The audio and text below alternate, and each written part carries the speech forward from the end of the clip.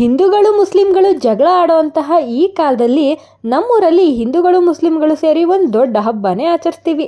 Hi ಎಲ್ರಿಗೂ ನಮಸ್ಕಾರ. ಎಲ್ಲರೂ ಹೇಗಿದ್ದೀರಾ? Welcome to Ashwini Gowda vlogs. So last ವಿಡಿಯೋದಲ್ಲಿ ನಾನೊಂದು ಹೇಳಿದ್ದೆ, ನಮ್ಮ ಮನೆಯಲ್ಲಿ ಒಂದು ಡಿಫ್ರೆಂಟ್ ಆಗಿರುವಂತಹ ಹಬ್ಬನ ಆಚರಿಸ್ತೀವಿ, ಅದ್ರ ಬಗ್ಗೆ ನಿಮಗೆ ಅಪ್ಕಮಿಂಗ್ ವೀಡಿಯೋಸಲ್ಲಿ ಶೇರ್ ಮಾಡ್ತೀನಿ ಅಂತ. ಎಸ್, ಇದನ್ನು ಹಿಂದೂಗಳು ಮತ್ತು ಮುಸ್ಲಿಂಗಳು ಒಟ್ಟಿಗೆ ಸೇರಿ ಆಚರಿಸುವಂತಹ ಹಬ್ಬ. ಇದು ತುಂಬ ಸ್ಪೆಷಲ್ ಆ್ಯಂಡ್ ತುಂಬ ಕಡೆ ಇದನ್ನೆಲ್ಲ ನೀವು ನೋಡಿರಲ್ಲ ಅಂತ ಅನ್ಕೋತೀನಿ. ಸೊ ಅದರ ಕಂಪ್ಲೀಟ್ ಡೀಟೇಲ್ಸ್ ನನ್ನ ಅಪ್ಕಮಿಂಗ್ ವಿಡಿಯೋಸ್ಗಳಲ್ಲಿ ನಾನು ಶೇರ್ ಮಾಡ್ತಾ ಹೋಗ್ತೀನಿ. ಇದು ಪಾರ್ಟ್ 1 ವಿಡಿಯೋ ಆಗಿರುತ್ತೆ.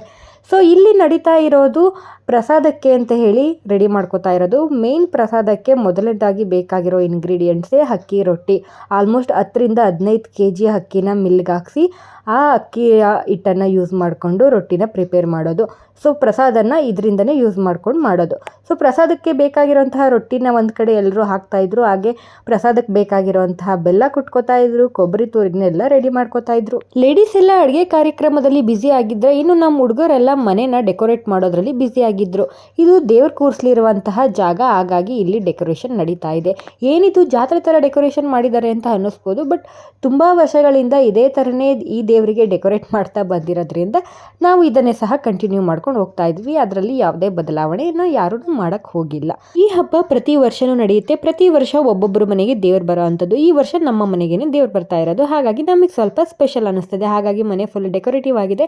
ಇದು ಹಬ್ಬದ ಮೊದಲನೇ ದಿನದ ವ್ಲಾಗ್ ಆಗಿರುತ್ತೆ. ಸೊ ಈ ದಿನ ನಮಗೆ ಮೇನ್ ಆಗಿ ಹಬ್ಬಕ್ಕೆ ಬೇಕಾಗಿರುವಂಥ ಪ್ರಸಾದ ಆಗಿರ್ಬೋದು, ಮನೆ ಡೆಕೋರೇಟಿವ್ ಆಗಿರ್ಬೋದು, ಎಲ್ಲವನ್ನು ನಾವು ಮುಗಿಸ್ಕೊತೀವಿ.